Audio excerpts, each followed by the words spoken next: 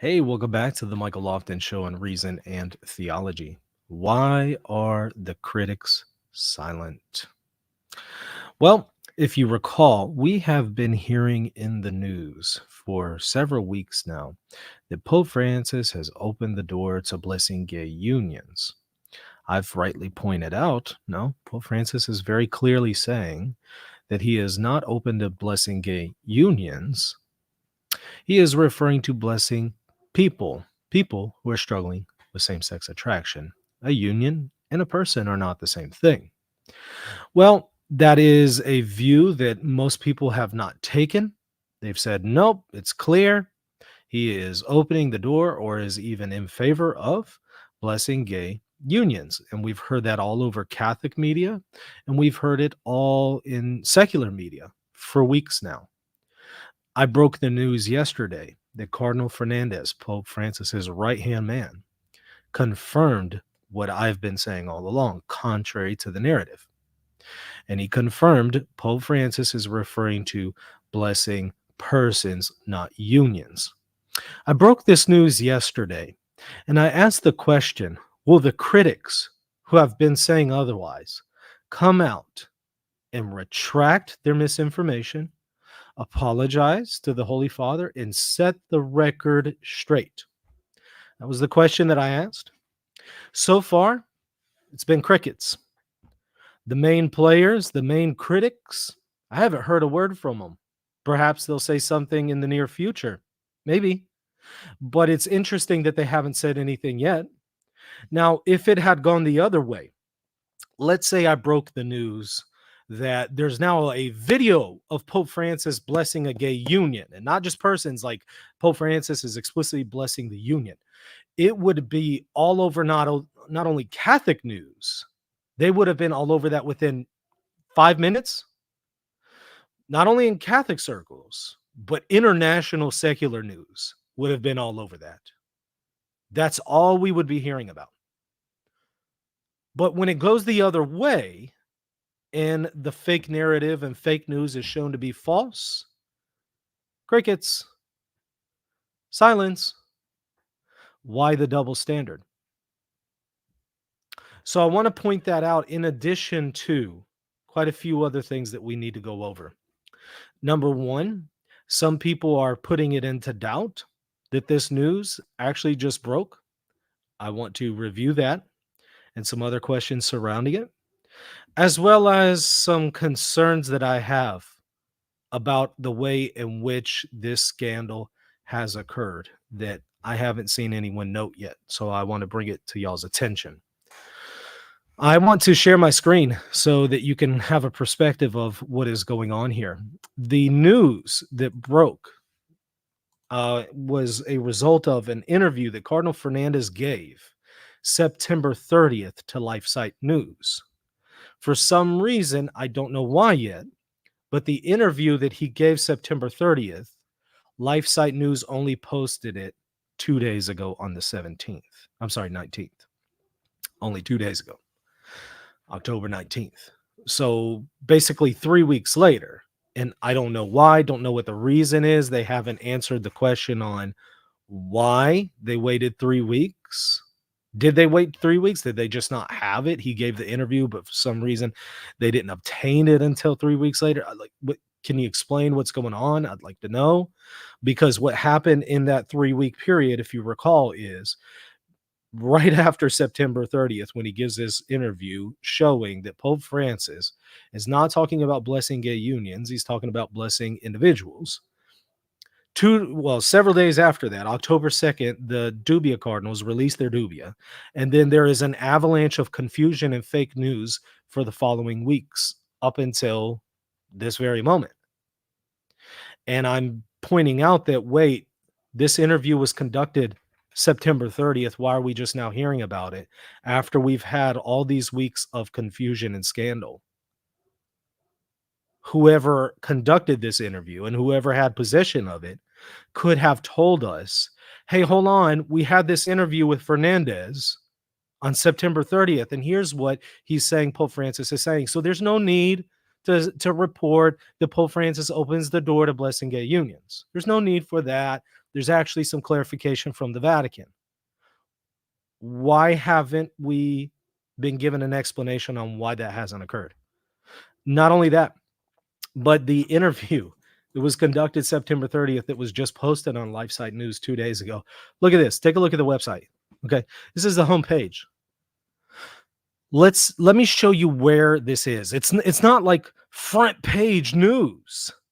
It's not right there front and center 2 days later after being released.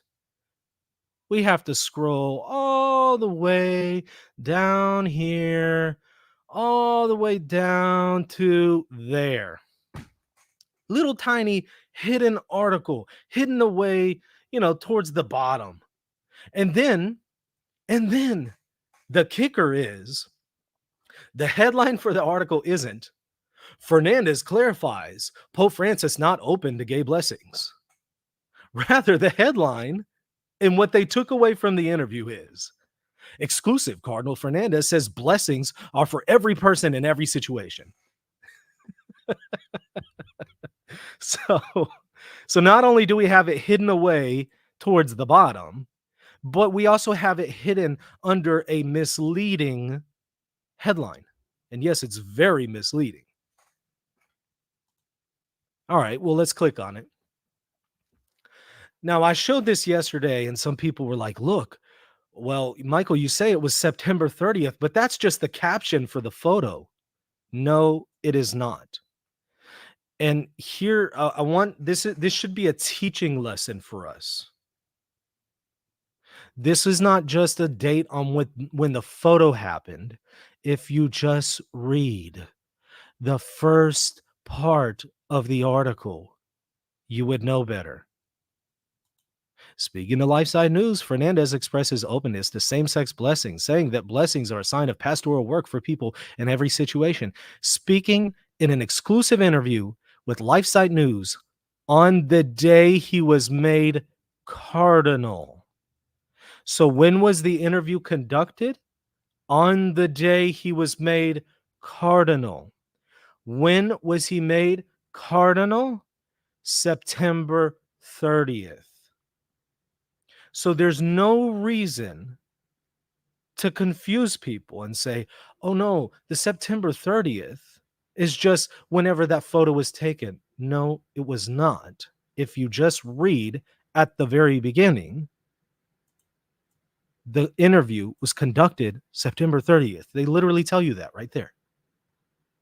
And so what happens is people then muddy the waters further by saying, no, the interview wasn't conducted then. That's just the caption, Michael. You have to pay attention to the caption. To which I say, actually, you have to pay attention to the very beginning of the article and stop confusing people. Here's how fake news happens. People have these ideas of, oh, well, maybe that's just the caption. They don't pay attention. They don't go to the primary sources and do some basic reading. Then they put that in the comment section, which they did over and over, spammed my comment section with this objection. It didn't actually read the article. And now what happens is people read that and they think, oh, well, Michael's mistaken. He didn't even catch the fact that this is part of just the date on which the photo was taken. And that's how fake news spreads. Because people are irresponsible and they don't do basic reading. You wouldn't have to make that objection or ask me that question in the comment section if you just literally read 2 paragraphs right underneath that screenshot that I showed you. I didn't think that I had to hold your hand and walk you through that and read that and show that to you. I thought that people would be responsible enough to do that. Evidently not. So here we are. But that's how fake news is created. So my point remains. The interview was done September 30th. And as I noted, they posted only on October 19th. And my question is why? Why? And some man says, I just asked that reason in theology. You have to hold my hand. Okay, fair enough. Fair enough. Next time I will go through and read it to y'all. All right. So, but nonetheless, my point remains and my question remains. This was done September 30th before all of the chaos. The whole scandal erupted for weeks while someone had been sitting on the interview. and it was only released 2 days ago under a misleading heading found towards the bottom of the web page. Why? Shouldn't this be front and center with an appropriate title? No. So I'm having to think, okay, well, let me try to give them the benefit of the doubt. Did they just conduct the interview September 30th, but for some reason they weren't able to get it over to somebody at LifeSiteNews to make them, the rest of the team, aware of it, and then to call up Cardinal Burke and call up Mueller and Schneider and everybody else and tell them, hey, here's the news? And like, did something happen? Did somebody drop the ball?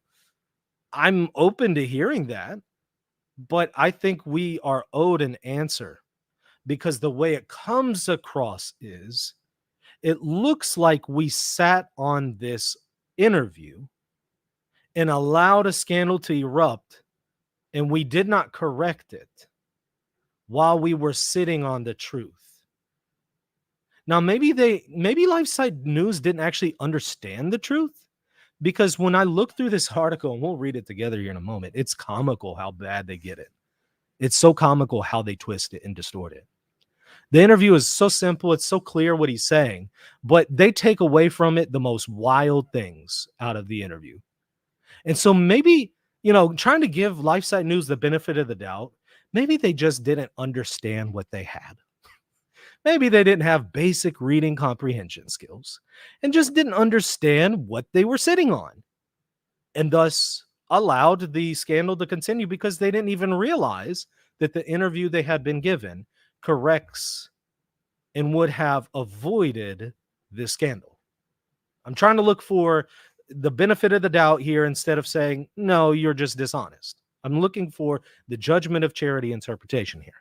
Perhaps they can come out and clarify, but the plot thickens even further, because not only did LifeSiteNews conduct the interview on September 30th, and it was only released on October 19th, but lo and behold, they publish fake news, and they publish the lie about Pope Francis on October 3rd, right here, with his recent response to the 5 Cardinals Dubia, which essentially allows clergy to decide for themselves whether to bless homosexual unions. You see that? Pope Francis has shown that the German synodal way is what he wants for the entire church. This is a lie. This is fake news. This is slander. This is something people need to go to confession over.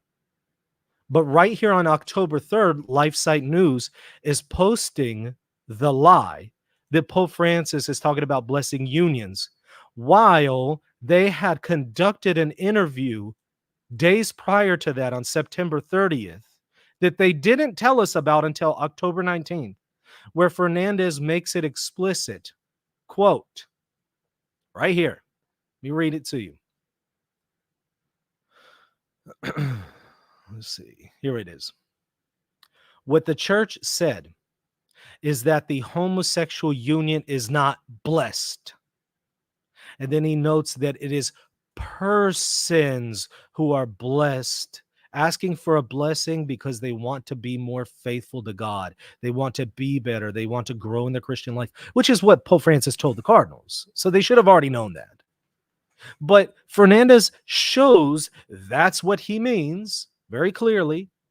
The church said the homosexual union is not blessed because the church has a clear definition of marriage, which is a union between a male and a female open to life. And yet, though they had conducted this interview, they post October 3rd, while not telling us about the interview, they post this lie right here, that Pope Francis is talking about blessing homosexual unions when Fernandez is explicitly saying otherwise and had told them this prior to that. Did somebody just drop the ball and they didn't know about it? So whenever this was posted on October 3rd, whoever posts this here did not know about this September 30th interview? That's possible. But why are they so clumsy that they can't communicate this information with each other? And why didn't they issue a clarification immediately? Somebody at LifeSiteNews knew about this thing. Somebody knew. Why didn't they speak up and say, hey, hold on, we just ran this article, but wait, we conducted an interview. You might not know about it because it hasn't been released yet, but we conducted this interview that says otherwise. So we need to issue a retraction or take this thing down. No, it's still up. It's still up until now. But they just now give us the interview of what Fernandez said under a misleading title, hidden away on their website. Please, I want to hear it again. Tell me it's Pope Francis causing the confusion. Please say that. Please, I dare you to say it. Please. In light of all this evidence I keep showing you, please tell me it's Pope Francis causing the confusion. The way this comes across is, it comes across as they received an interview with a response they didn't like because it undermines their own agenda and what they've been saying. So they didn't publish it. And they sat on it. That's the way it comes across. I'm not saying that's the way it is. Perhaps there is a reasonable explanation. I tried to provide a few others just a moment ago. I'm trying to give them the benefit of the doubt. But the way it comes across is they sat on this until the entire scandal has been going on for weeks now. And just now they publish it, hidden away on the website under a different heading. Again, maybe they didn't know what they had. Maybe they don't have basic reading comprehension skills. Maybe. That's possible. I would rather believe that they're incompetent and don't know how to read basic stuff. I would rather believe that than believe they lied to us and sat on the truth while posting articles with lies in it. I would rather believe the former, that they're just incompetent. Or perhaps there's some other third alternative. It's not a lack of competency. It's just that, maybe the guy who conducted the interview on September 30th just didn't get that over to LifeSiteNews. And so LifeSiteNews had no idea what he actually said until just recently. Like, maybe there's something there. Maybe. But how come LifeSiteNews hasn't corrected itself at this point? At this point, they've had this article published for 2 days, and instead of coming out and say, hey, we're going to correct ourselves. We posted over here October 3rd that he was talking about unions. Fernandez has already explained, no, it's not about unions, so we need to issue a retraction. But LifeSiteNews hasn't issued that retraction. So even if they have some kind of explanation, that doesn't account for this. Look at this. I don't know how to help people. You give them the facts. Look at this guy. He said, dude, Pope Francis is causing the confusion. Shaking my head. It's like you give people the facts. I deal with this every day. You show people the facts. You hand them the evidence. You show Pope Francis, look, here's what he says. It's so clear. But these guys are causing the confusion. They're literally putting words into the Pope's mouth. They're changing what he said. They're withholding evidence, it would seem. But is Pope Francis causing the confusion? So, look at this guy, Joe, in the comment section. Perfect example of what I'm talking about. You can show people the truth, and despite the facts, they will still resist it and just say, shaking my head, Pope Francis is causing the confusion. Despite the truth, despite the evidence. What that tells me is there's pride there. There's an unwillingness to say, I was wrong. Perhaps one has slandered the Holy Father. Perhaps one has been bearing false witness. Perhaps they're harboring anger and hatred towards Pope Francis in their heart. And so they find it hard to come out of that and say, I was wrong, I'm sorry. And I need to check my heart and I need to go to confession. Some people find that hard. And so they find it easier to just continue to repeat the fake news and the lie and shake their head instead of just saying, yeah, I'm sorry.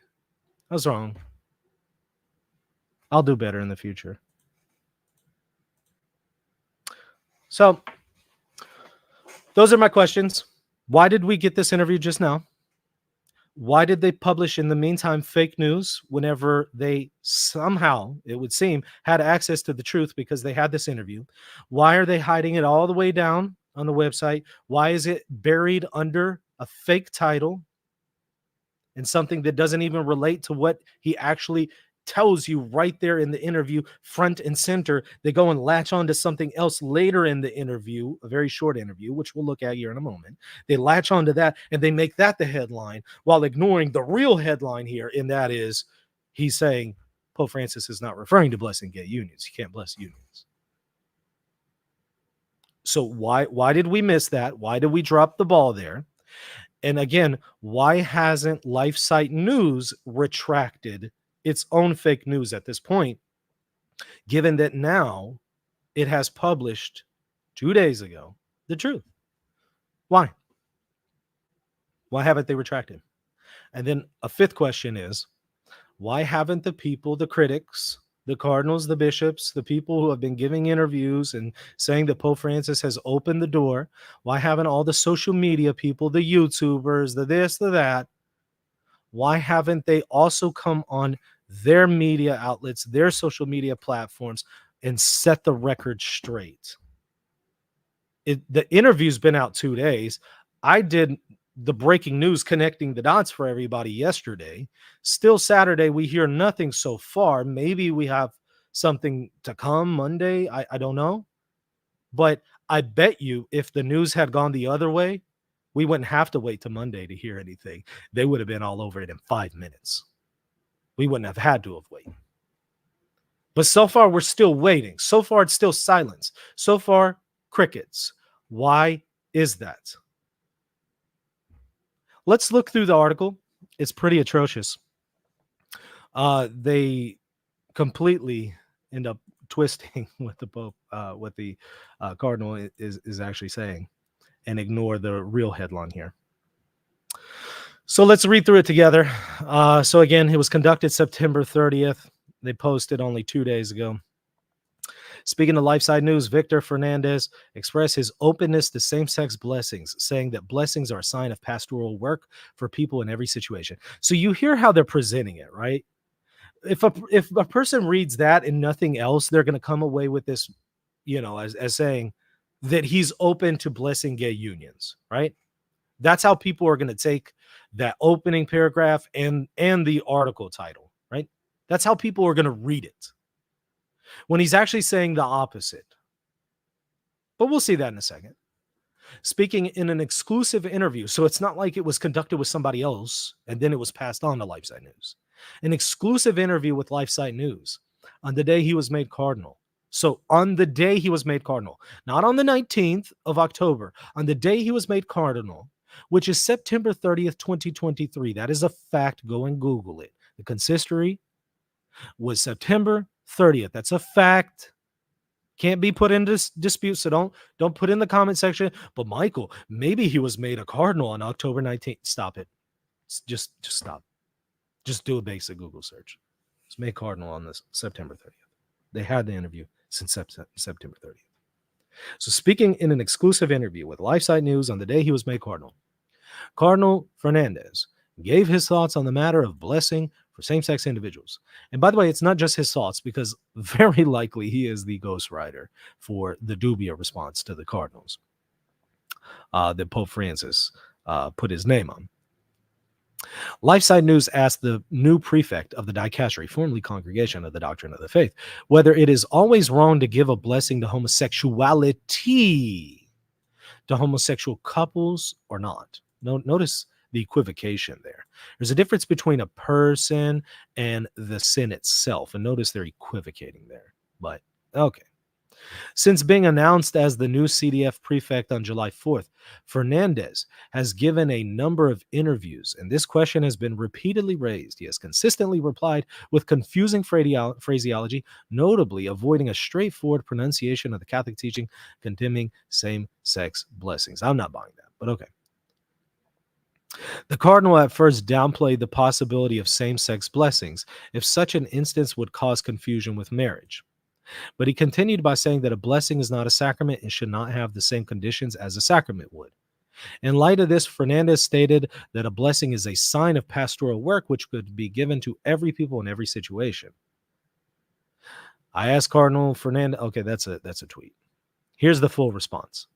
Fernandez's full response to LifeSiteNews is as follows. And by the way, look at it. It's what, 1, 2, 3, 4, 5, 6 paragraphs, maybe 6 sentences. Yeah, it's the 6 sentences. Very, very short, right? So it's not like they could have missed the very beginning here. That should have been the headline, what he says right here. But watch what they do with this. Let's see. What the church said is that the homosexual union is not blessed. Right there. Right there. First sentence he gives in the interview. That should have been the headlines. That should dispel all fake news. Right there. Pope Francis opens the door to gay blessings. Right here, they're reporting October 3rd.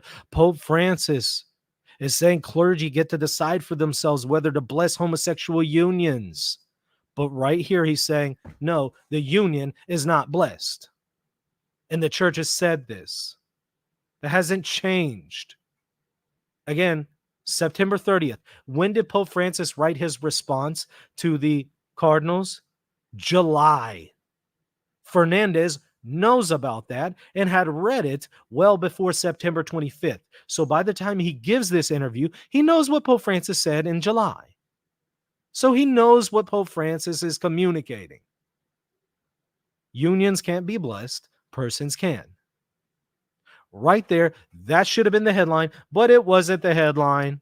They used something else to make it the headline and then bury this towards the bottom of their page. Let's continue reading it, though. What the church said is that homosexual union is not blessed because the church, has the clear definition of marriage, which is a union between a male and female open to new life. Only that is called matrimony marriage. Only that reality is called that way.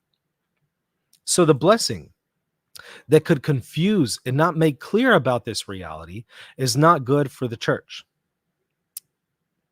So any kind of blessing that would confuse this reality of marriage is not good. Now, we'll see what he says here in a second. But what I'm saying is my pushback to, or my concern to the Holy Father is even what he's describing, which is morally illicit, is going to unfortunately lead to that confusion, not because it necessarily leads to the confusion, but because people are going to twist what the Holy Father has decided and said and what the priest does. You know how the media works. We've seen how dishonest they are. So they're going to do that. So they're going to confuse it no matter how clear you are. So that's kind of my feedback to the Holy Father for whatever it's worth. But perhaps also they, that is homosexual persons, need blessings. You better believe it. Not only one isolated person, but two persons who are asking for a blessing because they want to be faithful to God. They want to be better. They want to grow in the Christian life. So he is envisioning a situation where two people who are struggling with same sex ask for a blessing to live a holier life. So not the union itself, not the union, but they as persons. Right here, he says two persons. He doesn't say their union. He says two persons asking for a blessing to be faithful to God, which is what Pope Francis said in July.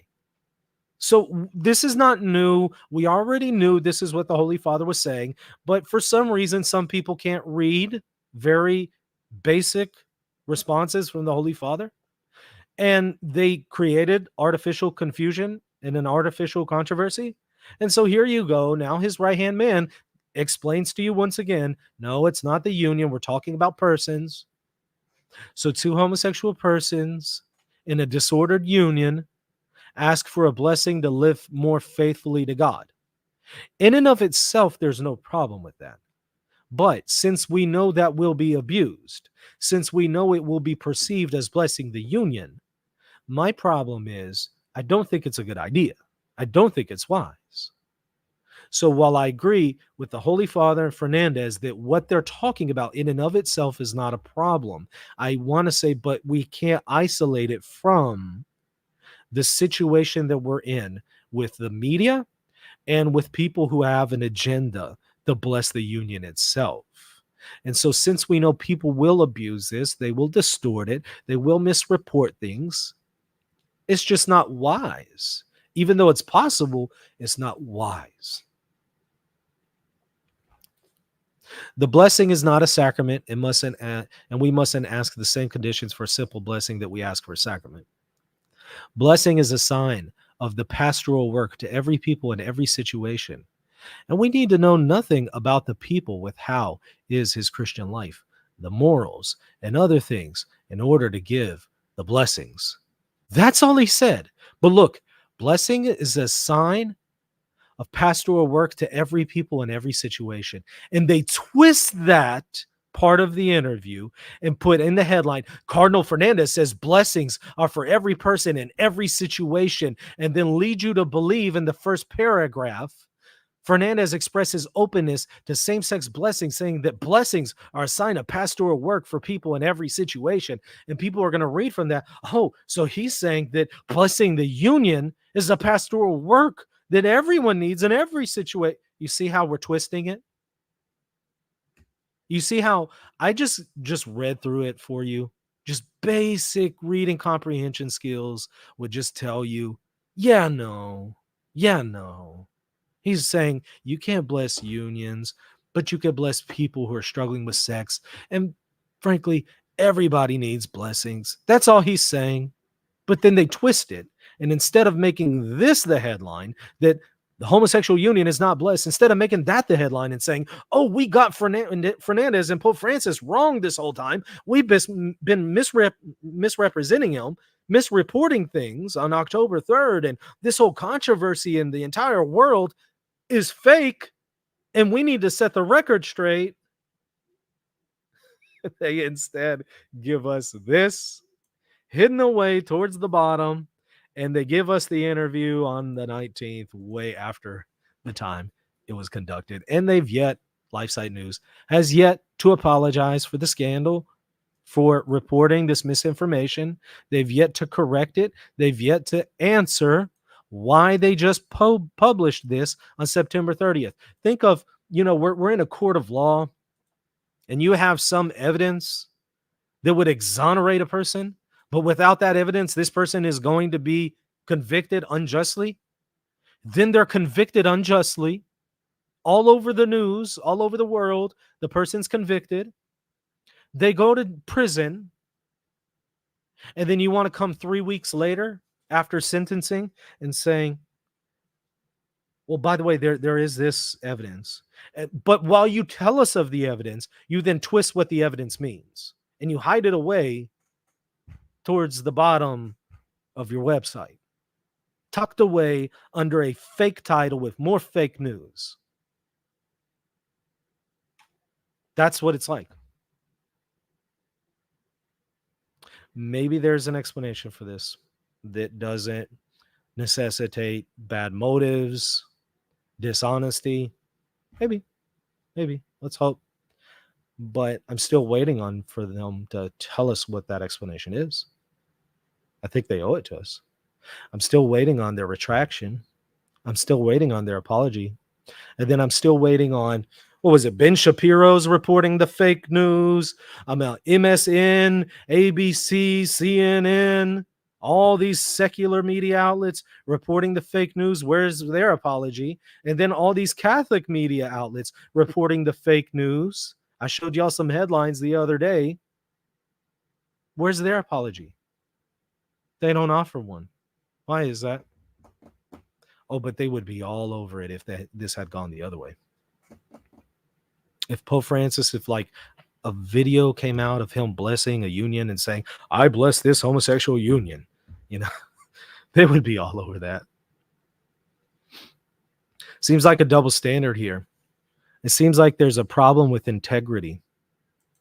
And I'm not going to let this one go. I'm going to continue to hammer this away. We're going to talk about this.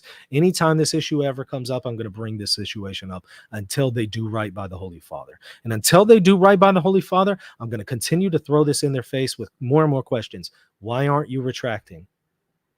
Why haven't you retracted? Why haven't you done that? Until you do right by the Holy Father, I'm going to continue to throw this in people's faces and show people the inconsistency. I see a super chat here. Thank you for this. Let's see. God bless you and the work you and those around you do, Michael, and God help us in this time where truth is shunned. Thank you. That's from Input Latency. I really appreciate that super chat, and yeah, God bless you too. I really, really appreciate the support. By the way, y'all can put some questions there in the chat. Make sure to put on to at Reason and Theology. I want to read a comment to y'all that I saw. Okay, let me pull it up here. I thought, wow, this comment right here summarizes everything. It's a reminder. I'm about to read it to you, but it reminds me. I'm going to create a course on Patreon for my patrons. I'm going to give them exclusively a course. So stay tuned for more information. But I'm going to do a basic logic course. And I'm going to apply it to situations in the church with fake news and things like that. And I'm going to walk people through, here's how to spot fake news. Here's how to verify resources. Here's how to read things. Here's critical questions that you need to ask. So it's a critical thinking course. I'm going to put that together for patrons, and I'm going to tie it into all of the stuff that we're given on social media every day. I'm going to tie it into those and give you ways to navigate all the confusion. I'm going to do that, but here's a comment that perfectly shows you something like that is needed. And I get this every minute of every single day. You show people the truth. You give them the facts. You give them the evidence. They fail to engage the facts and the evidence, and they go on an emotional rant about all of the problems they have with Pope Francis. And I want to show you in these emotional rants where they're failing to engage the evidence, they then bring up a bunch of fake news. So it shows you the emotional state that they're in is because of an artificial controversy, an artificial confusion that they found themselves in. And they haven't thought through critically what caused them to be in this condition. This is a comment that perfectly exemplifies that. Let's go through this. This was put on my video yesterday in the comment section. Thank you so much, Andrew, for posting this, because I think this is a teaching moment. He says, I don't know the details regarding Pope Francis's view on gay unions, but, and already we have a problem. Andrew, if you don't know the details, even though I literally gave it to you in the video you're commenting on, so already we have a problem. Though I gave you those details in the comment you're commenting on, or in the video you're commenting on, if you don't know the details for one reason or another, you might want to just avoid commenting at the moment until you have an informed opinion. But he says, I don't know the details regarding Pope Francis's views on gay unions, but his associations with very radical leftists and morally dubious persons such as Bill Clinton, Jeffrey Sachs, Alex Soros, Father James Martin, Nancy Pelosi, and other extremists makes one ponder what his plans are for the Catholic faithful. Let me stop right there.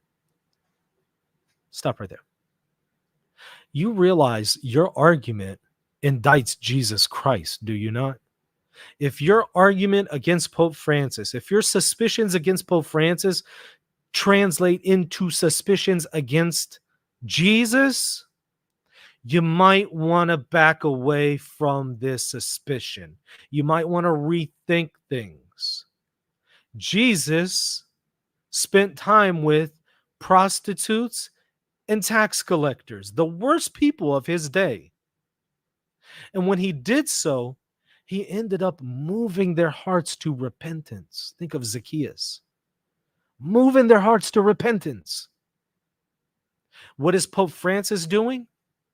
Yes, he does surround himself and spend time with people who are very problematic. Jesus did the exact same thing. so as to move hearts to repentance. He's trying to pastor and shepherd these people, not cut them off and say, I don't want to have a dialogue or discussion. He's trying to shepherd these people and help them. So rather than point the finger at him, which is irrelevant to the video anyway, but rather than point the finger at him, you should say, you know what? I actually appreciate that Pope Francis wants to accompany these people to help them see the truth. You should appreciate that because Jesus did that. So you remember, or at least hopefully you remember, the people who used your argument in the Gospels, Andrew, the people who used your argument were the Pharisees who crucified Jesus Christ. If you're using the argument of the people who crucified Jesus, you might want to rethink your argument because you're repeating the same error that the Pharisees had about Jesus. They hated Jesus. He hung out with prostitutes and tax collectors. The Pharisees hated that. And the Pharisees who didn't convert to Christianity, the ones who used and employed this argument, were the ones who had him put to death. You might want to rethink things. Let's continue, though, because it gets worse. He continues. Why is he attacking traditional Latin Mass Catholics? He's not. He's not. Here's a question for you, Andrew. Why are you attacking the Holy Father? You see how that goes? You're attacking the Holy Father. Whether you realize it or not, that's what you're doing. You're attacking the Holy Father, but then you are projecting onto him. Why is he attacking traditional Latin Mass Catholics? He's not. If you had paid attention and just read Traditionis Custodes, he tells you why he does what he does. He says there are some people in the Latin Mass community who are using and weaponizing the Latin Mass to dissent from the magisterium and dissent from the Vatican II. So while the Latin Mass in and of itself is a good thing, they're weaponizing a good thing to be in dissent. And as the custodian of tradition, that's what Traditionis Custodes means, as the custodian of tradition, it's his duty to shepherd those people. And if they're using this as a weapon to fight against the magisterium, he takes the weapon away. Now, you might say, okay, but Holy Father, there's another way to handle these people without taking that weapon away entirely, because some people aren't weaponizing it. Maybe. That's a legitimate criticism. If you came at me in the comment section and you just said, Michael, I think there's a better way for him to have handled Traditionis Custodes. Yeah, you and I are in agreement then. I think there is probably a better way. But it's also understandable because guess what? Pope Francis has been vindicated with his reasoning in Traditionis Custodes. He's been vindicated because the very same people who weaponize the Latin Mass, after Traditionis Custodes, they start to speak about independent rite chapels. And we're going to continue to have these liturgies, even if the bishop and the Pope of Rome don't approve of it. And we're going to have it, period. We're going to completely ignore the directives of the magisterium, and we're going to do it nonetheless. And we're going to get canceled priests, aka rightly disciplined priests, and we're going to get them to come to these communities and celebrate illicit liturgies in disobedience to the Pope and the local bishop, without the knowledge of the local bishop or the Pope. And we're going to have these secret liturgies, which are schismatic, so that we can preserve the Missal of 62, even though Pope Francis hasn't restricted the Missal of 62 everywhere. So he's literally been vindicated because they tipped their hand and have shown they would rather be in schism than in communion with Pope Francis, all over a missal, which is just one expression of the Roman Rite. They would rather latch onto one expression of the Roman Rite and go into schism than be in communion with Rome and go to another expression of the Roman Rite. They put an accidental over an essential. They put a side issue over an essential. So Pope Francis actually stands vindicated. Even if I think he could have handled it differently, he's still actually vindicated because his reasoning for Traditionis Custodes, he was proven right. So it gets worse, though. Watch this from Andrew. Why did he ignore the dubious Cardinals years ago? The dubious Cardinals. I like that, Andrew. I might start using that. Instead of calling them the Dubia Cardinals, I think I'm going to start calling them the dubious Cardinals. It's actually kind of true, isn't it? So some of these Cardinals are becoming dubious. I like this. Why did he ignore them? He didn't. I've already answered this stuff, but I guess you haven't seen that. That's okay. All right. So he didn't ignore them. They asked 5 questions, right? 5 questions. 4 out of those questions were already explicitly answered in Amor Laetitia. In other words, they sent questions that were already answered explicitly. You don't need clarification. Just reread Amor Laetitia. Read more carefully, in other words. So, in other words, my response to the dubious Cardinals would have been, why are you sending me these questions? Are you not able to read Amor Laetitia carefully? Do you really lack comprehension skills? That would have been my response if I was the Holy Father. I would say, why are you wasting my time with this? Go and read Amor Laetitia again. Are you kidding me? I have other things I need to be tending to. And you send me this? You're a cardinal of the church and you can't read basic magisterial documents, which one of them denies is magisterial. That's part of the problem, isn't it? One of the cardinals doesn't even have the basics right and literally says Amor Laetitia is not magisterial. No wonder he has problems actually understanding Amor Laetitia. So 4 already answered explicitly. So the answer is just see Amor Laetitia again. One of them was a legitimate question. One of them was legitimate. And Pope Francis had already answered that. He did answer it. And I pointed that out. If you go and watch my video, The Truth About Amor Laetitia, I show you where Pope Francis did ask that one or answer that one legitimate question. So go and check that out. So I would have to say, Andrew, get your facts straight. You come with this very long rant, emotional rant that didn't account for the evidence in the video I was going over, and you just unload your emotional difficulties that are really based on misunderstandings on your part and show that you haven't done the proper research, but you feel confident to publicly put this in a comment section and accuse the Holy Father of attacking people and ignoring people. And then it gets worse. There it is, right there in the very next sentence. Why did we have pagan idols? The Pachamama, he says. It's Pachamama, a Pachamama. He says the Pachamama figures inside St. Peter's Basilica. First of all, they weren't inside the Basilica. Actually, no, they did end up bringing them inside the Basilica. But what you're referring to that Vatican Gardens ceremony, and you're also conflating that with some another ceremony that took place inside the Basilica. But that's okay. I'll address both of those situations, which I already have. But there it is right there for you. It's almost comical at this point, right? How many times are they going to keep proving me right? Didn't I tell you? I've told you. Whenever you confront people with the truth about Pope Francis, they will ignore everything that you say and they'll drop the Pachamama card every single time. Every time they keep proving me right. Why do you guys keep doing this? You're literally proving me right every single day and every single comment. And I've put it out there. And I've even restreamed the truth on this situation with Pachamama 3 times. The video's been out like for over a year. I've restreamed it 3 times. You know, I've put the truth out there about the Pachamama issue, and people still are presenting the fake news and will use that as a trump card whenever they're confronted with reality and they don't know what to do with reality. They drop the Pachamama card every single time. Let me answer it for you again, since evidently you haven't seen the video. Okay, that's fine. So it wasn't Pachamama to begin with.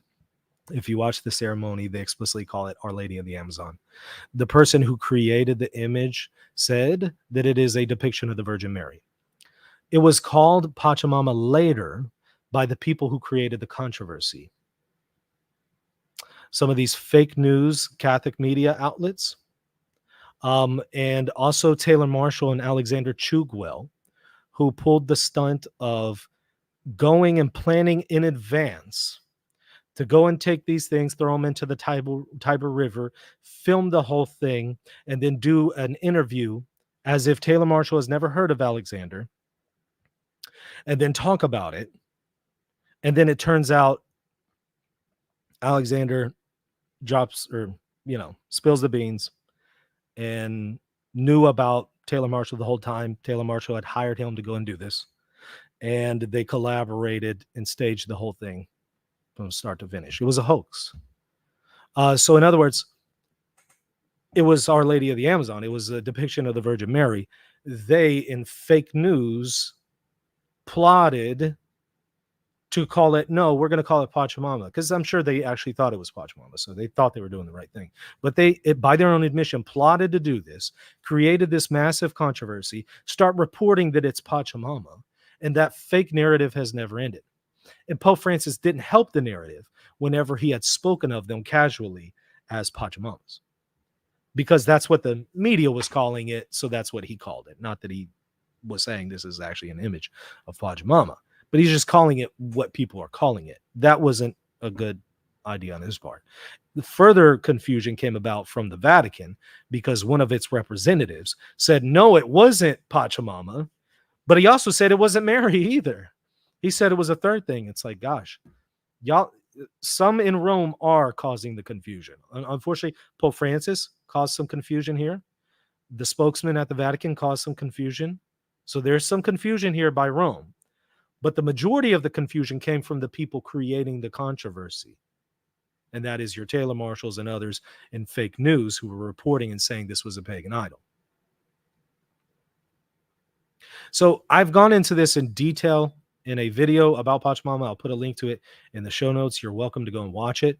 But once you do watch it, Andrew, I expect you to come back in the comment section and say, hey, I stand corrected.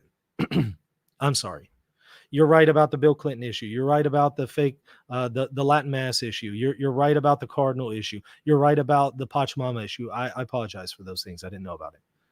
I would appreciate in the same way that you have all this energy to unload your confusion and emotions in the comment section.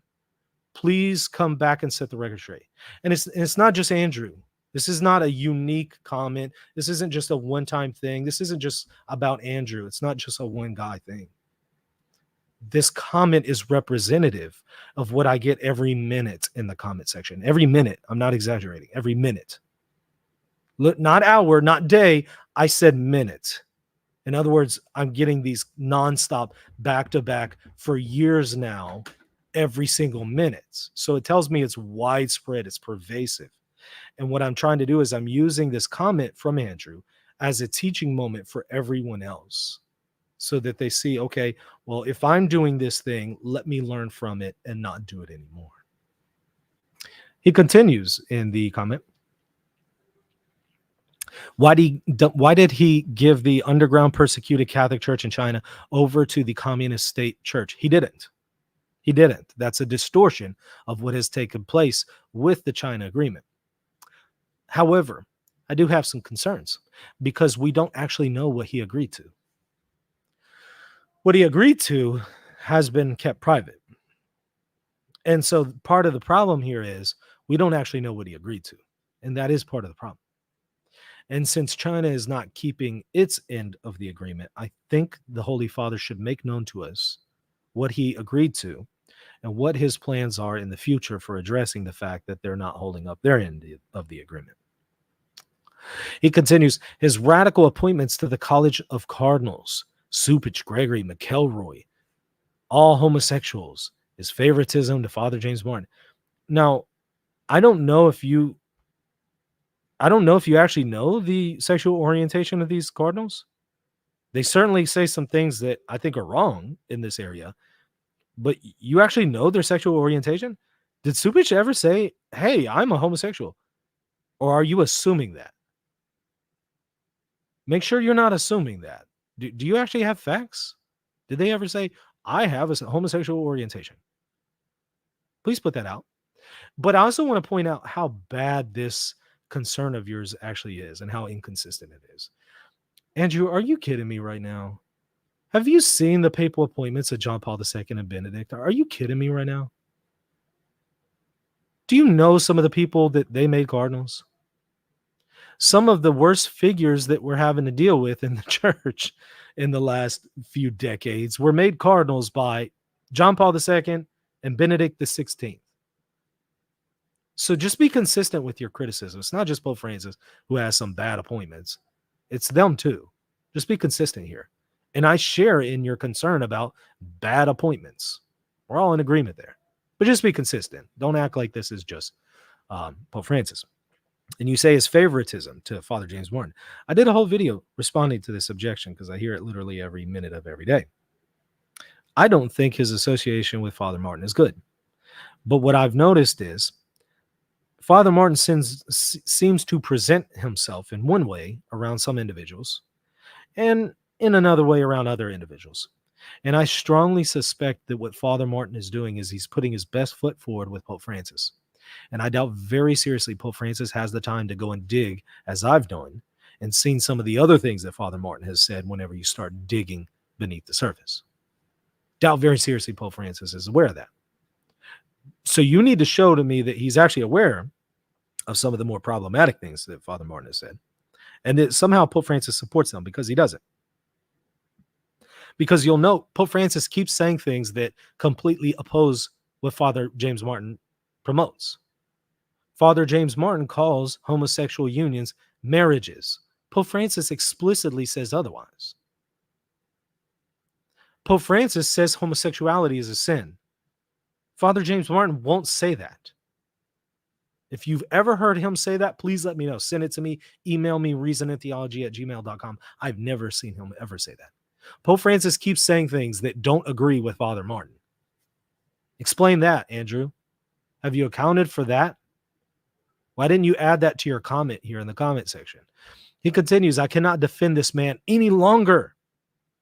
Well, if you have all of these misunderstandings, and if you're being a scrupulous Pharisee, and if you don't have your facts straight, then yeah, I understand why you can't defend him, but that's the problem.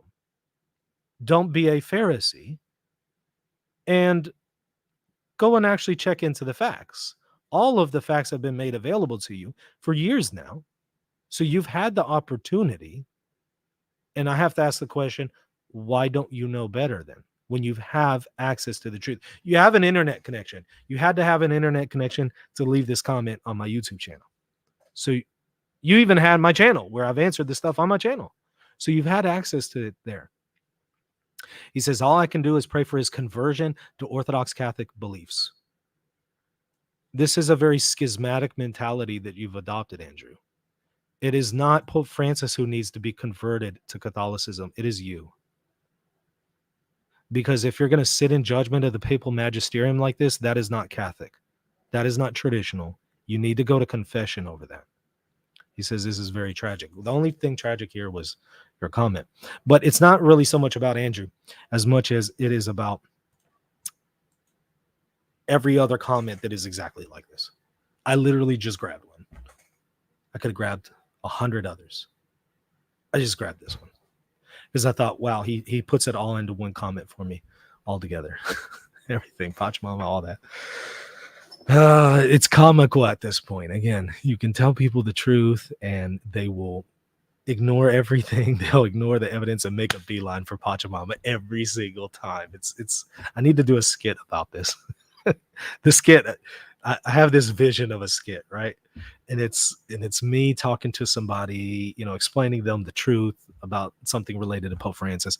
And the guy, in the skit's going to be, furious. And it's going to be visible on his face. Like he's angry. He's furious as I'm explaining it to him. And at the end of me talking to him, he ignores everything that I said. He takes a card that says Pachamama on it, like a playing card, but it'll say Pachamama. He takes it, he smacks it on the table, and then as soon as it lands on the table, it's going to be like this explosion sound.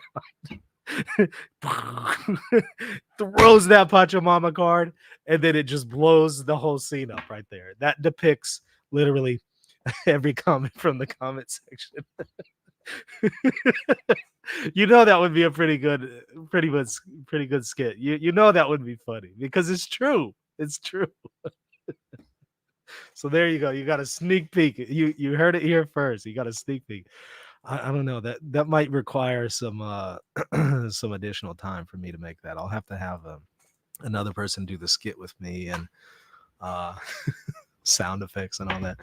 Let's see here. There's something in the chat. Melanie, thank you for the super chat. Thank you, Michael. In the 19th and 20th century America, anti-Catholic sentiment was strong because we were papists. Sadly, they only needed to wait a couple generations for that to fade. You know, what's interesting too is the very people who were defending JP2, your JP2 Catholics, who were defending John Paul II over and against the liberals, have become the radical traditionalists under Pope Francis. Have you noticed that? You know why? Here's my theory. JP2 Catholics had trash ecclesiology. Not that the liberals had better ones. They had trash ecclesiology. Did not understand the magisterium very well. And while under John Paul II and Benedict, it was easier for them to hide some of those errors that they had in their ecclesiology. Under Pope Francis, who has been testing their fidelity to the magisterium, now that becomes exposed and more apparent that they've had a problem in their ecclesiology all along, and it becomes evident under this pontificate. What was that problem? The problem was all of these guys, they were in agreement with the magisterium at the time, not because they put faith in the magisterium, but because the magisterium so happened to line up with their interpretations at the time. But as soon as the magisterium says something that doesn't line up with their interpretation, instead of submitting to the magisterium, they now start to judge the magisterium. It's a phenomenon that we've seen for 2,000 years now. John Henry Newman actually pointed it out in his day with Catholics who dissented against the Immaculate Conception. So we see it over and over and over. And what happens is, what was there under the hood all along was they weren't really assenting to the magisterium. They were assenting to themselves. And it just so happened that the magisterium agreed with them. But as soon as the magisterium says something they don't agree with, they don't assent to it. They now fight against it, war against it, sit in judgment against it, go on crusades against it. That's what's going on. That's why you're seeing the very guys who used to defend the popes against the liberals have now become the ones attacking the pope and attacking the magisterium. That's why. It's the same people in many cases. Well, anyways, I hope this was helpful. Let's see. Some man 7 says, instead of my previous suggestion, an article debunking a bunch of accusations against the pope on the RNT website that we could link to, that would be useful. Okay. All right. Yeah, I could probably put something like that together. I mean, if you look under the Recovering from Radical Traditionalism playlist, there's a long playlist there. But yeah, I could probably put something in an article form. That's not a bad idea. I do appreciate that suggestion. Yeah, I'll see if I can put that together pretty soon. Let's see. Liam says, "Bless your soul, Michael, for being a light." Do you mean lighthearted with the mic drop skit thing? Let's see. Marshall intentionally created the scandal by paying for plane tickets for man who threw the idol in the river while filming it with the purpose to later exploit it, wolves in sheep's clothing. I think what you're referring to is what we saw there with, although he himself is very problematic, he points out what I had already pointed out over like a year and a half ago. And that is Vatican Catholic. What was his name? Peter Diamond. Pointed out what I noted about tendency on the Pachamama issue. Let me see if I can find it real quick. It just played like 5 minutes of that clip for you.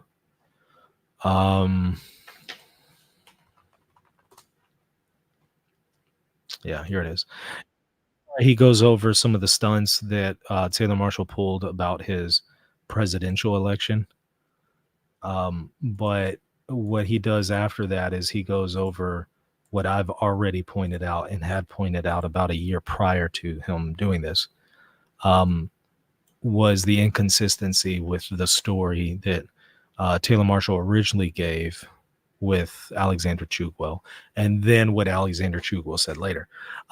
Another fun fact for you that none of them have picked up on, because it's not only he who has mentioned it, but others, they still haven't picked up on the fact that I noted long ago.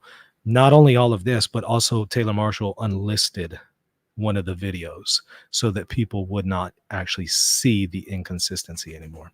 But let me show you the clip that you're referring to. You should be able to see it now. Let's actually go ahead and just watch it together. Taylor Marshall has engaged in other deceptive and insincere publicity stunts as well. There was the incident on October 21st, 2019, when an Austrian man named Alexander became famous for removing Pachamama idols from a church in Rome. Now, again, they're not Pachamama, but now this is a set of Acontis who's you're hearing right now. So he believes it's Pachamama. He believes it's an idol. It wasn't. It's an atrocious image of Our Lady. I think it's atrocious because it's clearly bare-breasted. But I also think medieval paintings that have the Virgin Mary bare-breasted are also atrocious. I also don't like those either. Taylor Marshall immediately broke the news, which became an international story, and drove a tremendous amount of traffic to his channel by covering the story and interviewing the man at the center of it. It is with great joy to announce that the Pachamama idols that had polluted the church of Santa Maria Trasputina in Rome have been destroyed. They've been thrown into the Tiber River.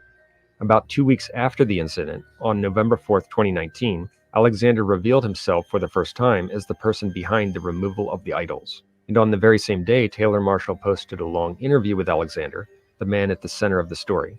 Marshall therefore had special access to the man. In the interview where he's pretending to not know how to pronounce his name, is the same interview that he unlisted, which they don't point out. Man at the heart of this major story. But what Marshall did not tell people at the time, this came out months later, was that he knew Alexander before this incident, and that he helped create and fund the very story he was covering, a story for which he was receiving tremendous traffic and possibly significant financial support.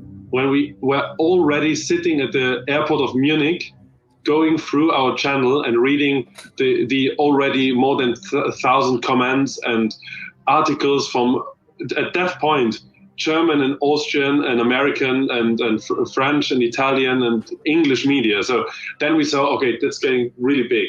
Since in the initial months after the incident, people did not know that Marshall was behind the event, the impression created was that Marshall is so well informed that if something big like this happens in Rome, he will be able to find out what's going on, and the person at the center of it will want to talk to him because he's so influential and important. In fact, near the beginning of the November 4th, 2019 interview with Alexander, Marshall asks Alexander about the proper pronunciation of his last name, which some might think implies that they had just met. I'm joined here today with a man who has been called by Cardinal Brandmuller as both courageous and prophetic. I'm here with Alexander Chugwell. Did I say that correctly, Alexander? Yes, you did. During the same interview, Marshall says, quote, "Even though we didn't know your name and we didn't know your face," end quote. And we also saw it was an opportunity for, Cardinal Muller went on EWTN and praised it. Cardinal Brandmuller praised it. Schneider praised it. I mean, we saw people come out and rally, even though we didn't know your name, we didn't know your face. We saw people come out and take a stand and say, idols in church is a step too far. But that's just not true. Marshall knew Alexander, helped Alexander plan the event, funded his trip, and edited the video footage. Alexander Yeah, but then in a moment, we're going to see that it wasn't actually him who edited it. So there's an inconsistency there, too. So that's another. Decided to reveal this months later in a March 27th, 2020 interview with Marshall. Everyone knows you as the guy who threw the Pacha idols in the river. And Now watch this. Taylor is not expecting Alexander to spill the beans live. Watch this. We thank you again for doing that. That was a great moment of victory and joy. Now, Taylor, isn't now the time to tell the people a little bit about how we were in contact. I guess perhaps we Look at Marshall's reaction. He's not expecting that. Marshall knew Alexander, helped Alexander plan the event, funded his trip. in the river, and we thank you again for doing that. That was a great moment of victory and joy. Yeah, well, now Taylor, isn't now the time to tell the people a little bit about how we were in contact? I guess perhaps we can. I wasn't prepared for that, but yeah, Alexander and I had met in Rome before all this. We met before even the Pachas were out, and when we learned about the tree that was planted in that ceremony with the Pachas, we were at dinner, and we were discussing how we might go in and rip that tree out of the ground. So at that point, we were just... How dare they plant that tree? Tree planters. We need to rip that tree out of the ground. That's what you were conspiring to do, Taylor. That's what you were so preoccupied. You were just like, how do we take this tree out of the ground? I want to rip it out. I mean, just so furious that they would plant a tree. That's really what stirred you up. I can't take this seriously. This is ridiculous. Needing to get it done. And so you worked out your plan with your friend, and I wired you some money for airfare, and you guys flew from Vienna over to Rome, and you got it done. That's it, yes. It was a wonderful thing. And then you sent me the video footage. Yes. And you cut it. And I edited the video footage. But in a different video, Alexander says that they had edited on their end, not Taylor. And then, this has never been told before, and then as I just waited until you texted me and said, our airplane is off the ground in Rome, we're free, we're out of Rome. And then at that point, I uploaded the footage to YouTube. There you go. They created the scandal. If you're still putting forward the Pachamama hoax, which is what it is, if you're still putting that forward as true, you were duped.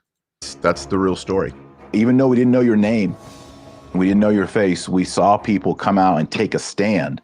Moreover, in the November 4th, 2019 interview, about 2 weeks after the removal of the idols, and before it was known that Marshall had funded it, Alexander says that he, that is Alexander, cut or edited the video and uploaded it. Then we came to the place where we slept, went there and start cutting the video. Okay, they cut the video in their basement when Taylor just told us that he was the one. They sent him the video and he edited it. And after cutting the video, we packed our stuff, went to the airport, and had our first breakfast at the airport. And then we loaded up the video in Rome. And, we loaded up 2 videos because we made a long and a short version. The long version had the purpose to show it, and the short version had a little bit nicer filming and with the music and so on. So just that people get a feeling of what has been done. And we then uploaded this because we had 2 stops of the flight between the 2 flights. Yet in the March 27th, 2020 interview, in which it came out that Marshall had in fact funded and helped plan the event, it was stated that Marshall is the one who edited the footage and uploaded it. Yes. This is so funny by River Run. He says, guys, Chris Angel's magic is real, Peter Diamond. Yeah, because he does say that, right? I actually saw Chris Angel a few weeks ago, him and Shin Lim. I got to see both of their acts. And I was laughing the whole time because I was thinking if Peter Diamond were here, he would think that this is all being done by the power of Satan. It was a wonderful thing. And then you sent me the video footage.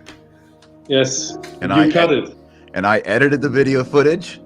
And then, this has never been told before. And then as I just waited until you texted me and said, our airplane is off the ground in Rome, we're free, we're out of Rome.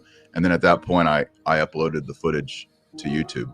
Further, in his October 21st, 2019 video, in which he broke the story immediately after it happened, which was posted early in the morning in the US, Marshall said that he hadn't shaved or combed his hair, as if he wasn't prepared to cover the story, but was doing it anyway in the middle of the night, because it's so important to the viewers. Sorry, it's very early in the morning. It's the middle of the night here in Texas, because this just happened in Rome, a 7-hour time difference.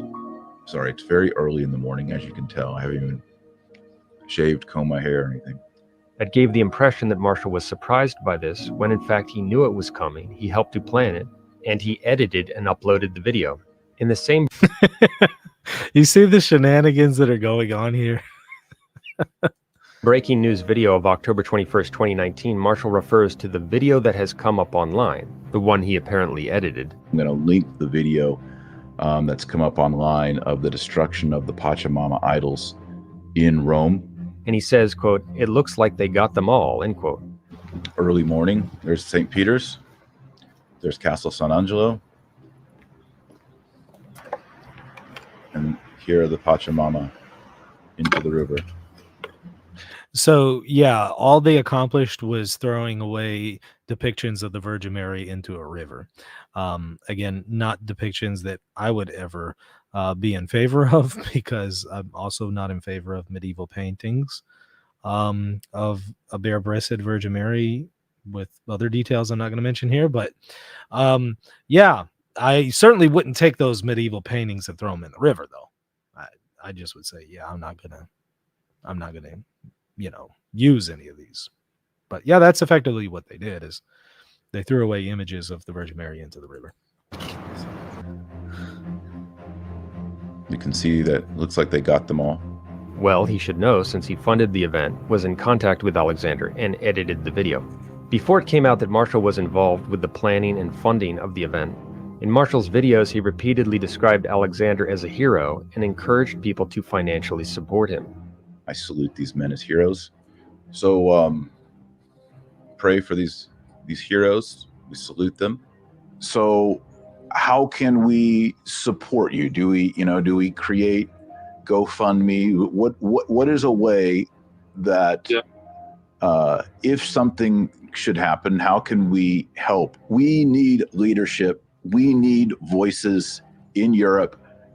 I think at this moment, you're that face. You're the guy who went into the church at 7 o'clock after he prayed the rosary, picked up 5 pachas and put them in the Tiber River. We salute you. We thank you.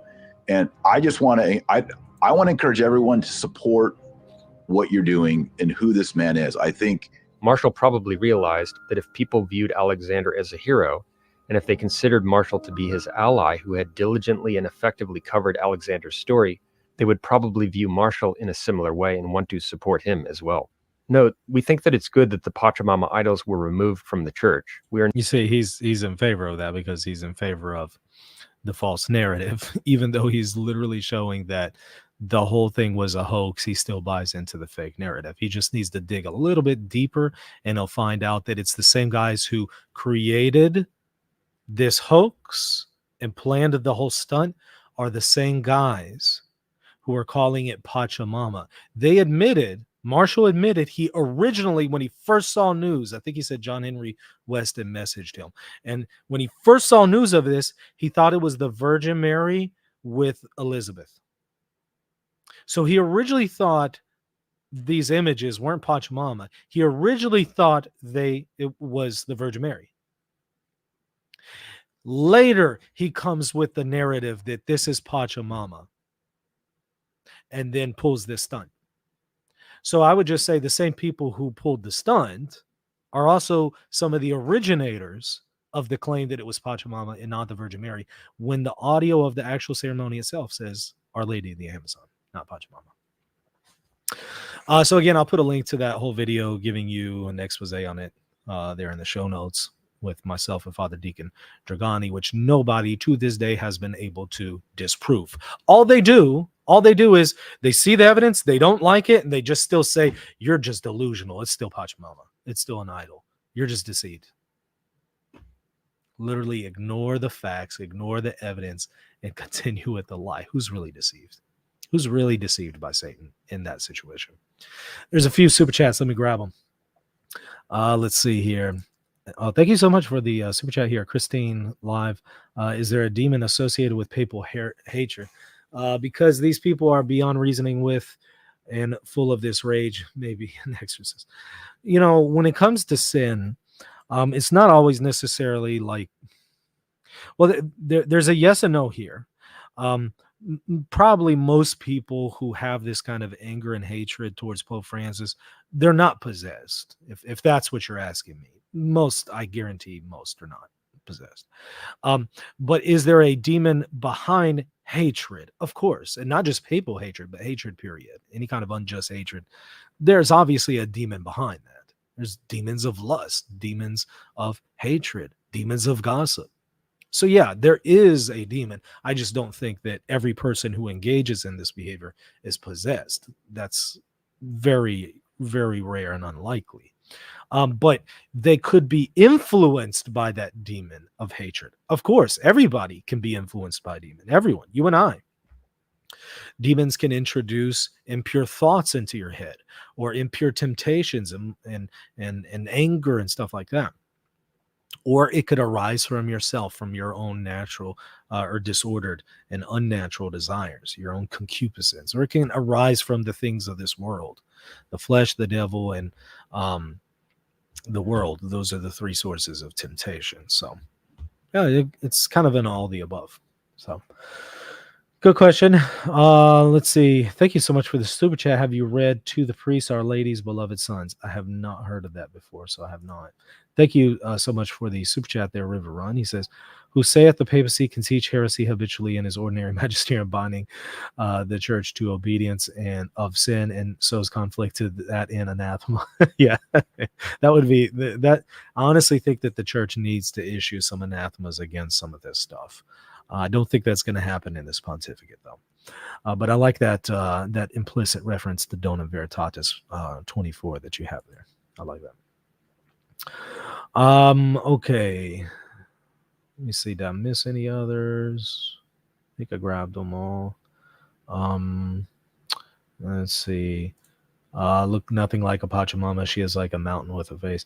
Yeah, which is funny because in reality, there actually have been Marian depictions of Pachamama. Let me actually show you one.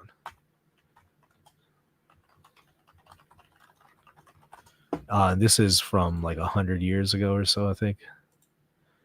Pachamama was a mountain, or depicted as a mountain, and so they took the Virgin Mary, like again, well over 100 years ago, took the Virgin Mary and depicted her as the mountain.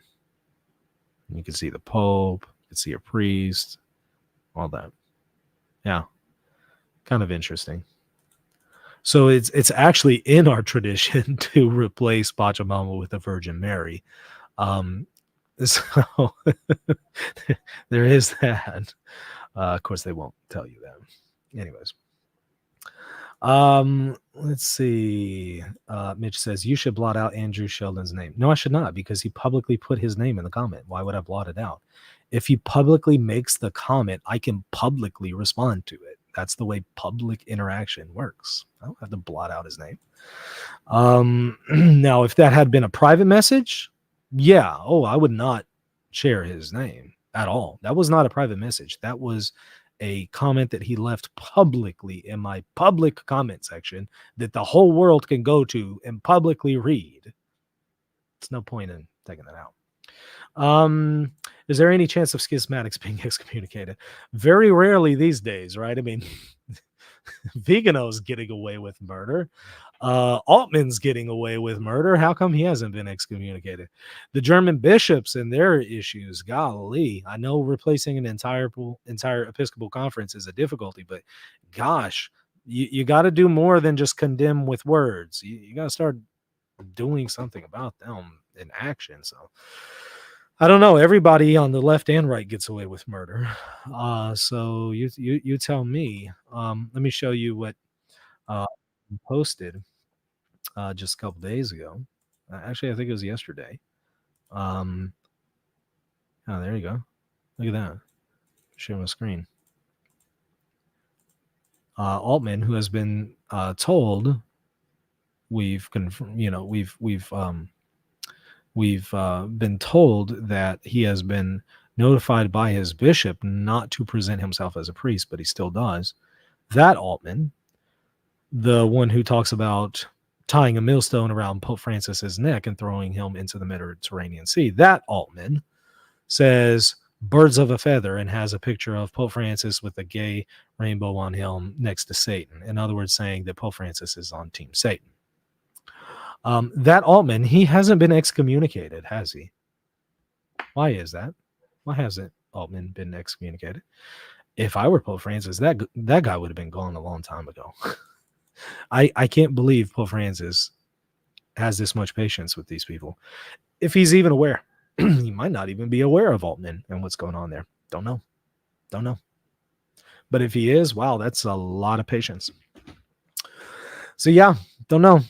Thank you, Cody, for becoming a member. Hope you enjoy the content, the extra content. By becoming a member, you can certainly go and check out all of the member-only posts that I've made where I have member-only content. So certainly check that out.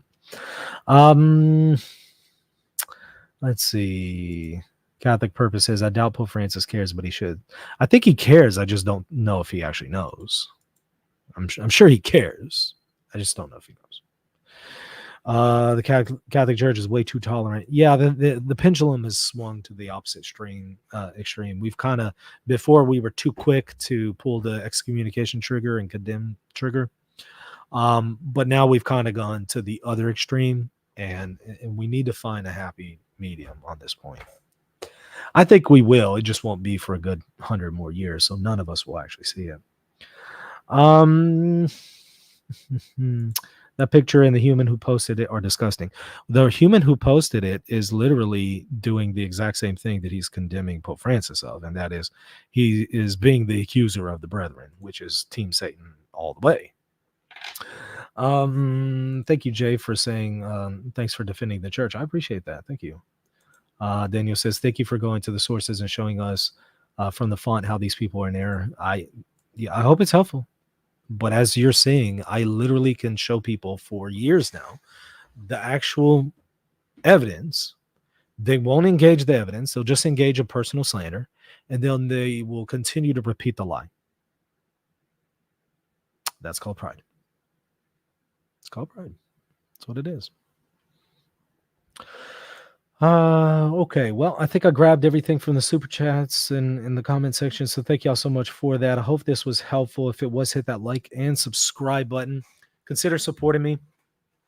As I keep telling y'all, it's not a popular message that I'm presenting, so it is certainly difficult to continue doing what I'm doing since this is my primary source of income. So when it's an unpopular message, that certainly hurts the pockets. But I'm putting truth first. If you appreciate that, if you value that, putting truth first over money, over content, or clicks, I should say, over any of that, if you value truth first and that I want to put truth first, please consider supporting me, because there's a lot of people who won't. And I would certainly appreciate it. You could do that by becoming a member here on YouTube, a channel member, or patreon.com/reason and theology. Either way, you get access to extra content. Also, I put a link to a GoFundMe link and a PayPal link there in the show notes if you would rather use those platforms. With those, you don't get access to extra content, but some people prefer those platforms instead of Patreon or something like that. So I make that available there. So yeah, please prayerfully consider doing that. This is funny. Wait for the next part of the movie, The Return of Pachamama.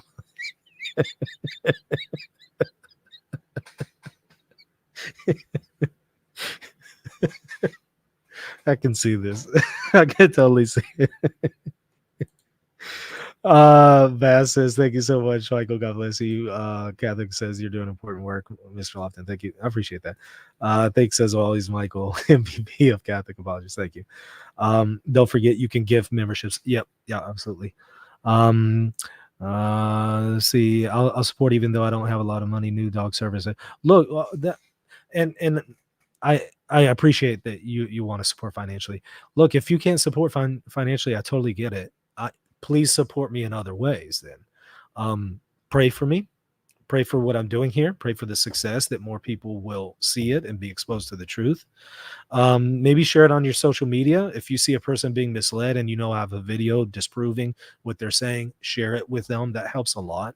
So if you can't financially support, I totally get it, but support me in those other ways. Pray for me. Share on social media with people that you know are being misled. Another thing would be, of course, hit the like button, comment in the comment section, and hit the subscribe button. You do those things, that also helps with the algorithm and reaches new people. YouTube will see that people are responding more and reacting more, and they will then share it with new people so that they get to hear the truth. So, consider supporting me in that way. That's perfectly legitimate. But I appreciate it. Let's see. Ruse says, thank you. I appreciate the support. Kai says, I do share, and you've helped me turn from sedevacantism. Oh, wow. I'm glad to hear that. Thank you. Daniel says, I think part of the problem is a hermeneutic problem, a lack of knowledge of trivium. Hermeneutic problem is a huge issue. That's why I'm gonna do that critical thinking course for patrons only. So stay tuned, patrons. I'm gonna give y'all some more details on that. I'm gonna come up with a list of lessons to do on that, and start knocking them out maybe once a week or something like that. So stay tuned for more information. I think I really want to make that available to people. Thank you for the soup chat. Isn't this language Altman's directly condemned in Constance? I don't remember in Constance where this is condemned. I'm not saying you're wrong. I'm just saying I honestly don't recall where. Do you have a particular part of Constance that you're referring to? Because I'm not recalling anything. Again, I'm not saying you're wrong. I can't confirm that at the moment. So maybe you could put in the comment section briefly and very quickly, if you can, what part of Constance you're thinking about that might confirm that. Let's see. Michael David Gordon has a lot of respect for you. He's good too. Oh, I'm glad you bring up David Gordon, because I just did an interview with him. I imagine he'll probably drop in a few days or so. Just did an interview with him on some of this papacy stuff. And I'll be going on his channel pretty soon to talk about just whatever topic he wants to go over. So I'm certainly going to be doing that. So check that out. Mahoville says, with Jan Hus, was there something that they specifically said in relation to Jan Hus where they say this kind of criticism is condemned? I mean, I know it's condemned elsewhere, but I don't recall with anything Constance said to Jan Hus along those lines. So maybe email me what you're referring to. I would actually like to look more into that. Okay. Well, I think I grabbed everything. So thank y'all so much. Again, hit that subscribe button. We'll see you later. God bless. Hey, everybody. Just wanted to tell you about my new free ebook, Church Chaos, Biblical Insights for Confused Catholics. If you are a confused Catholic and you're thinking about leaving the Catholic Church, or you're thinking about converting to the church, but you see that there's a crisis in the church and you're just unsure, this is the book for you. Again, it is free. Just simply go to reasonandtheology.com. You'll see a pop-up that comes up on your screen. Just simply click on it and you'll put in your email, and it will provide you the free PDF ebook right then and there. Please check it out if you're confused about the situation in the Catholic Church today. reasonandtheology.com. Are you confused about how Catholic teaching authority works? With encyclicals, papal bulls, councils, and many other things, it's easy to get confused on what is authoritative and what is not. Fortunately, at maximusinstitute.com, I have prepared a course explaining the magisterium from A to Z. Visit the website and check out the course Understanding the Magisterium for more information. If you're looking to buy or sell a home, office, or any kind of property anywhere in the world, you're going to want to call Real Estate for Life, and they're going to connect you with a Catholic agent. Now, that agent will donate a portion of their commission upon sale, and Real Estate for Life will donate 75% of that gift to a pro-life organization at no cost to you.